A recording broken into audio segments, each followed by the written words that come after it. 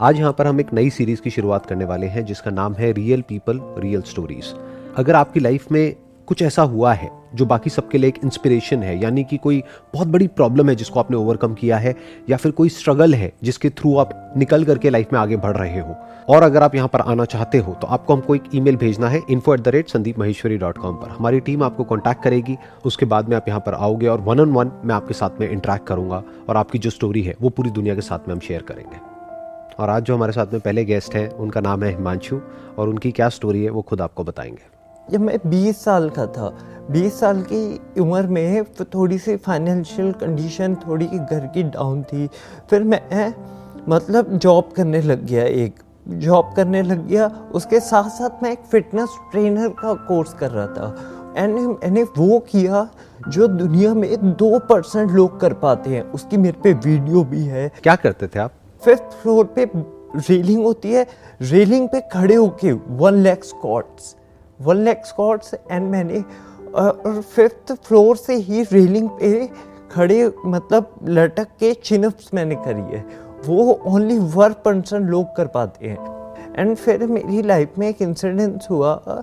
मैंने previous year अपने बारे में पता नहीं लॉकडाउन हुआ, मैं पता नहीं क्यों डिप्रेस हो गया। एक दोस्त नहीं मेरा, एक फ्रेंड नहीं, बल्कि फैमिली भी थोड़ी कम सपोर्ट कर रही थी। क्योंकि इसलिए कर रही थी क्योंकि वो मेरे प्रोफेशन से दुखी थी। मेरा प्रोफेशन एक्चुअली था पर्सनल ट्रेनिंग, वो मेरे लिए फिटनेस में, और था स्क्रिप्ट राइटिंग एंड डायरेक्टिंग। मेरा प्रोफेशन ये था, तो वो उससे बहुत ज़्यादा परेशान थी। वो मुझे अपने बिजनेस में ले जाना चाहते थे पापा। तो फिर मैं थोड़ा डिप्रेस हो गया। मैंने अपने बारे में इतना बुरा कुछ बोला, इतना बुरा बोला कि वो एग्जैक्टली हो गया उसके 2 महीने बाद ही, और मैं शॉक हो गया। लेकिन आपने ऐसा क्या बोला अपने बारे में? मैंने अपने बारे में एक चीज़ बोली थी कि मुझे एक डीमन अंदर से खाए जा रहा है जिसका इफेक्ट आने वाले दिन में मेरी बॉडी पर दिखेगा। और वही हुआ। मेरे को एक ऐसी डिजीज़ हुई जिसका नाम है MS, और वो डिजीज़ मुझे अंदर से कमज़ोर कर रही है, और उसका इफेक्ट मेरी राइट लेग पूरा राइट साइड पे दिखाई दे रहा है। लेकिन मुझे इससे कुछ फ़र्क नहीं पड़ता। इसका कॉज क्या है? इसका कॉज कुछ भी नहीं है, कुछ सिम्टम्स नहीं है। डॉक्टर ने इसका अभी तक रिसर्च चल रही है इसकी कि ये होता क्यों है। अभी तक डॉक्टर भी पता नहीं लगा पाए हैं MS के बारे में। ये रीज़न है इसका। ओवरनाइट ही हो गया ये? जैसे आप रात को सोए और सुबह उठे तब ये प्रॉब्लम शुरू हो गई एकदम से अचानक से। और आप गए चेकअप कराने, तब धीरे धीरे आपको पता लगा कि ये प्रॉब्लम है। पहले तो डॉक्टर्स को समझ ही नहीं आया होगा ये क्या हो रहा है क्या नहीं हो रहा। कुछ समझ में नहीं आया। जब मैंने अपने डॉक्टर्स को वीडियोस दिखाई फोन में, डॉक्टर्स कह रहे आपको भी ये हो सकता है। वो देख के डॉक्टर शॉक हो गए थे कि ये हो क्या आपको। तो इसकी कोई मेडिसिन चल रही है आपकी? कोई ट्रीटमेंट चल रहा है? ट्रीटमेंट इसका एक चला था मेरा। फरवरी में मुझे इंजेक्शन लगे थे रोटेक्सीमेक्स के, जिसका साइड इफ़ेक्ट आप मेरे फेस पे देख सकते हैं, पिंपल का। ये सब हो गया था मेरा। तो मुझे इससे कुछ फ़र्क नहीं पड़ता, चल रहा है चलो। अभी भी मैं बाइक चलाता हूँ, अभी भी मैं जिम जाता हूँ, और जिम भी इतनी अच्छी एक्सरसाइज करता हूँ कि मेरा एक जो मुझे दोस्त अभी भी मिला है वो भी नहीं कर पाता, और जिम में आने वाले भी लोग नहीं कर पाते थे। इतनी अच्छी एक्सरसाइज करता हूँ और करवाता हूँ। कितना टाइम हो गया इस प्रॉब्लम को? इस प्रॉब्लम को पिछले साल अक्टूबर में, और उसके जस्ट 2 महीने पहले मैं अपने बारे में बहुत बुरा बोल रहा था। तो जब आपके साथ में ये हुआ 1 साल पहले, हाँ जी, तो उसके बाद में लाइफ पूरी तरह से चेंज हो गई होगी आपकी, आई एम श्योर। पहले तो शुरू में तो समझ ही नहीं आ रहा होगा इस सिचुएशन से डील कैसे करें। कुछ टाइम तो लगा होगा इसको एक्सेप्ट करने में कि इतनी बड़ी चीज हो गई है एकदम से। तो आज आप इस सिचुएशन से कैसे डील कर पा रहे हैं? जब मैं गली में से जा रहा होता हूँ तो मुझे लोग घूर के देखते हैं कि ये हो क्या गया। पहली बात तो मैं लोगों को देखता ही नहीं हूँ। मैं अपना, अगर मुझे जाना है रोड पे तो मैं जाता हूँ, अपना काम करता हूँ और घर पे आता हूँ। लोगों को मैं इग्नोर मारता हूँ, क्योंकि लोगों का काम ही होता है कहना लोगों की बेकार की बातों में मैं गौर नहीं करता। मैं अपना खाता हूँ, पीता हूँ, एंजॉय करता हूँ बिल्कुल। अभी भी मैं बाइक चलाता हूँ और अभी भी मैं सीढ़ियों पे, अभी मेरा दोस्त था आया था मेरे साथ, वो स्टेयर्स पे चढ़ के आ रहा था, मतलब धीरे स्लोली आ रहा था। मैं अभी भी स्टेयर्स पे रनिंग करके आ रहा था और वो भी मुझसे पीछे था। और उसने भी अभी रेस लगाई थी कुछ दिन पहले मुझसे। मेरे को चलने में दिक्कत होती है लेकिन भागने में नहीं होती, और भागने में मैं किसी को भी पीछे कर सकता हूँ, भी किसी को भी। That's good. मैं डीमोटिवेट हुआ था, थोड़ा सा हुआ था जब मैं हॉस्पिटल में एडमिट था, तब हुआ था। फिर उसके बाद पापा का बहुत सपोर्ट रहा है मेरे ऊपर, बहुत ज़्यादा। अगर पापा नहीं होते ना तो शायद ही मैं यहाँ पे बैठा होता। पापा मेरे बहुत अच्छे, पापा मम्मी और ख़ासकर सिस्टर, क्योंकि सिस्टर थी जो मेरे साथ सारा दिन रही थी, क्योंकि एक्चुअली वो नर्स है इसलिए। तो मेरे सेशंस कब आपने देखने शुरू करे और उसका क्या असर आया आपकी लाइफ सर पे? आपके सेशन से मैंने बहुत बात सीखी। एक बात आपने लोगों से कही थी कि कोई भी आपको डिमोटिवेट करता है, ये क्यों नहीं हो पाएगा आपसे, क्यों नहीं कर पाओगे आप, ये क्यों नहीं कर पाओगे। तो आपने एक चीज़ कही थी, एक वर्ड में आंसर दो, और वो थी क्यों। क्यों नहीं हो पाएगा, क्यों। और वाकई में लोगों के मुंह बंद हो गए थे उस वक्त। मैंने ये 10 में से 10 लग के साथ अप्लाई किया था और 9 लोगों का, उसमें से 9 से 8 लोगों का मुंह बंद ही था। वो सोच रहे थे कि बोलूँ क्या मैं इसको। मतलब अगर कोई भी आपको कुछ कहता है कि आप ये नहीं कर पाओगे तो आप उनसे क्वेश्चन पूछते हो कि क्यों नहीं कर पाऊंगा, फिर उनके पास कोई जवाब ही नहीं होता। कोई जवाब नहीं होता उनके पास, कोई भी जवाब नहीं होता उनके पास से। अपने फ्यूचर के बारे में आप क्या सोचते हो, कहाँ देखते हो अपने आप को 5 साल बाद, 10 साल बाद? बहुत अब ऊपर देखता हूँ, बहुत ऊपर, बहुत ऊपर। मैं इतना जानता हूँ कि मुझे आने वाले टाइम में कोई रोक नहीं सकता आगे बढ़ने से, कोई भी नहीं।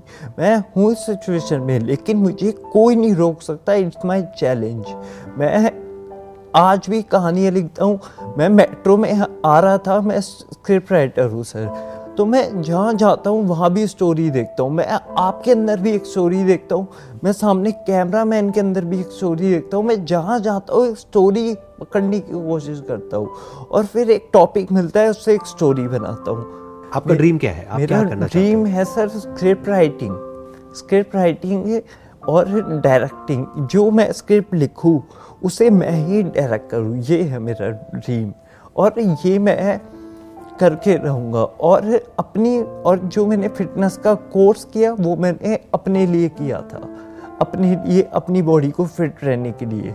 लेकिन एक ऐसा बंदा जो नॉर्मल लोग नहीं कर पाते आजकल, वो बंदा इस सिचुएशन में है, ये देख के सब हैरान है। इनफैक्ट आपका ये जो ड्रीम है उसमें आपको बहुत हेल्प होने वाली है इस वीडियो के बाद में, क्योंकि इस वीडियो को लाखों लोग देखने वाले हैं। Yes sir. अगर ये वीडियो देखने के बाद में आपको कोई अप्रोच करता है और वो कहता है कि मैं आपकी लाइफ के ऊपर एक फिल्म बनाना चाहता हूँ, हाँ जी, तो वो आपको अप्रोच कैसे करेगा? आपके क्या सोशल मीडिया हैंडल्स हैं, क्या आपका अकाउंट है, वो कैसे आपको अप्रोच करेगा? आप अपनी कुछ डिटेल्स देना चाहेंगे यहाँ पर? मेरी कहानी कोई ज़्यादा अच्छी नहीं है, मैं इतना बता रहा हूँ। अगर बनानी है तो उसके ऊपर बनाओ जो बच्चा रोड पे भीख मांगते हुए दिखाई देता है, जो बेचारे के मम्मी पापा नहीं होते, खामखा भीख मांगता है। मेरे को उसको देख के रोना आता है अंदर से कि हमारा सिस्टम कर क्या रहा है। एक बेचारा बच्चा भीख मांग रहा है और हम कुछ भी नहीं कर रहे हैं, कुछ भी नहीं कर रहे। और बस यही बात है कि मैं देखकर अनदेखा नहीं कर सकता किसी चीज़ को, किसी भी चीज़ को नहीं कर सकता। आखिर एक जानवर को भी चोट लगती है ना, तो मेरी पूरी कॉलोनी जानती है कि सबसे पहले हिमांशु जाता है। और मेरी कॉलोनी में मेरे को हिमांशु के नाम से नहीं जानते, मेरी कॉलोनी में मेरे को इस नाम से जानते हैं। लोग कहते हैं कि वो जिसके पास कुत्ता है ना, बड़ा वाला, वो जो कुत्ते की हेल्प करता है, वो बंदा कहाँ है, उस बंदे का घर कहाँ है, ऐसे जानते हैं मुझे लोग। तो ये सब जो भी हुआ आपके साथ में, इस पूरे एक्सपीरियंस से आपने क्या सीखा जिंदगी में? मैंने सीखा सिर्फ एक ही चीज़, कभी डीमोटिवेट मत हो, क्योंकि ज़िंदगी खेलती भी उसके साथ है जो खिलाड़ी होता है। जो हार मान गया उसके साथ खेल के क्या फ़ायदा, क्योंकि पता है वो 2 मिनट में हार मान लेगा।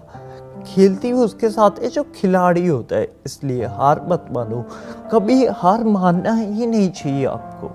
चाहे कितना भी बड़ा चैलेंज आ जाए, कुछ भी हो कितना जाए। भी बड़ा। अब एक मैं पूछना चाहता हूँ कि मेरा एक दोस्त है, वो हमेशा ये कहता है तू इतना मोटिवेट कैसे रहता है, अभी भी इतना चार्ज अप कैसे रहता है। मैं हमेशा हंस के बात करता हूँ, इस सिचुएशन में भी मैं सबसे हंस के बात करता हूँ। मैं सुबह उठता हूँ ना, मम्मी से इतना मजाक करता हूँ, मम्मी परेशान हो जाती है, मम्मी पापा सारे परेशान हो जाते हैं, खासकर सिस्टर। इतना मजाक करता हूँ और इतना मोटिवेट रहता हूँ मैं। तो आप ये मैसेज देना चाहते हैं लोगों को जो अभी आपको देख रहे हैं कि लाइफ में कभी भी अपने आप को उल्टा मत बोलो? कभी मत बोलो, जिंदगी में अपने बारे में मत बोलो और दूसरों के बारे में भी मत बोलो। आप हमेशा अपने बारे में अच्छा बोलो और पक्का श्योर आपके साथ अच्छा ही होगा। आपकी इस बात से ना मेरे को कबीर का एक दोहा याद आ रहा है। आई एम नॉट श्योर आपने सुना है या नहीं सुना है। आपने सुने हैं कबीर के दोहे, पढ़े हैं, सुने हैं? थोड़े बहुत। डू यू वांट कि मैं बताऊं आपको? Yes yes of course sir. कैसे, बोल करके या गा करके? गा करके। गा करके, ओके। आप आंखें बंद कर लीजिए। ऐसी वाणी बोलिए मन का पाख हो, ऐसी वाणी बोलिए मन का पाख हो, औरों को शीतल करे, औरों को शीतल करे, आपा शीतल होय, आपा शीतल होय। Singer hidden talent. हाँ नहीं, हिडन टैलेंट है, कई हिडन टैलेंट है। तो इन अ नटशेल जो भी आपने कहा, अगर मुझे उसको पूरे को सम अप करना हो तो वो ये है कि खुद को अच्छा बोलना चाहिए। यस। चाहे सिचुएशन कैसी भी हो, चाहे अच्छी हो चाहे बुरी हो, और हमेशा लाइफ में आगे बढ़ते रहना चाहिए, चाहे कैसी भी प्रॉब्लम आ जाए, कितनी भी बड़ी प्रॉब्लम आ जाए। अब आपकी प्रॉब्लम इतनी बड़ी है फिर भी आप इतने मोटिवेटेड हो, और मैंने देखा है लोगों को जिनकी प्रॉब्लम कुछ भी नहीं होती है, एक एग्जामिनेशन को क्रैक कर रहे हैं, उसमें फेल हो गए, उसके बाद में कहते हैं कि अब हमें मरना है। अगर ब्रेकअप हो गया, ब्रेकअप जैसे कि कोई बहुत बड़ी प्रॉब्लम और क्या, देखा जाए तो कुछ भी नहीं है अभी जो आपकी प्रॉब्लम है उसके सामने, कुछ भी नहीं है। तो इतना सब होने के बाद भी आप लाइफ में आगे बढ़ रहे हो। आई एम श्योर ये वीडियो देखने के बाद में वो लोग जो अभी देख रहे हैं उनको बहुत कुछ सीखने को मिलेगा, बहुत इंस्पिरेशन मिलेगी, और कुछ ऐसे लोग जो शायद अभी हिम्मत हार रहे होंगे, ये देखने के बाद में उनके अंदर हिम्मत आएगी और वो लाइफ में कुछ कर पाएंगे। Wish you all the best. It was pleasure meeting you and pleasure talking to you. May God bless you. Thank you sir. Most welcome.